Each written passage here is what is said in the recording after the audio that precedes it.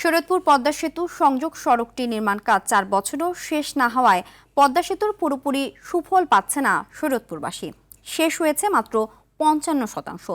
সড়ক খুঁড়ে কাজ ফেলে লাপাত্তা ঠিকাদার, এতে চরম ভোগান্তিতে পড়েছে চালক ও যাত্রীরা। প্রকল্পের ধীরগতি ও অব্যবস্থাপনা নিয়ে ক্ষোভ প্রকাশ করেছেন এলাকাবাসী।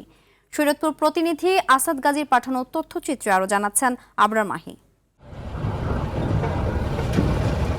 শরীয়তপুরকে পদ্মা সেতুর সঙ্গে সংযুক্ত করতে জেলা শহর থেকে নাওডোবা পর্যন্ত 4 লেনের সড়ক ও 2টি সেতু নির্মাণে ব্যয় ধরা হয় প্রায় 1700 কোটি টাকা। তবে দুইবার সময় বাড়ানোর পরও 27 কিলোমিটার সড়কের কাজ এখনো অর্ধেকের বেশি বাকি। আর 2টি সেতুর মধ্যে 90% সম্পন্ন হয়েছে একটির, 40% শেষ হওয়ার পর অন্যটির কাজ থমকে আছে ভূমি জটিলতায়। অথচ আগামী জুনে শেষ হবে প্রকল্পের মেয়াদ।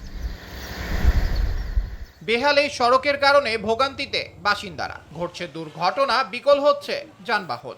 আমরা যখন পদ্মা সেতু পার হওয়ার পরে আমাদের গাড়ির অবস্থা খুব খারাপ ভাই। রাস্তাঘাট ভাঙা, চেসিস বেসিস কিচ্ছু থাকে না। কোনো রোগী গেলে এই রাস্তাঘাটের কারণে খুবই মারাত্মক একটা পরিস্থিতির সৃষ্টি হয়। সময়তে মনে করেন রোগী আমাদের গাড়ির ভিতরে মারা যায়, কারণ স্ট্রোক করা রোগী থাকলে, যে এখন একটা স্ট্রোকের রোগী নিয়েছি ঢাকা থেকে, শোয়া রাখতে পারতেছে না, এত ঝাঁকি। ধুলাবালুর কারণে আমাদের ছেলেমেয়েরা স্কুলে যাইতে অনেক সমস্যা, মাদ্রাসা স্কুল আছে, খুব সমস্যা হয়। সড়ক নির্মাণ কাজে জমি অধিগ্রহণ জটিলতার কারণে সময় বেশি লাগছে বলে জানান এ প্রকৌশলী।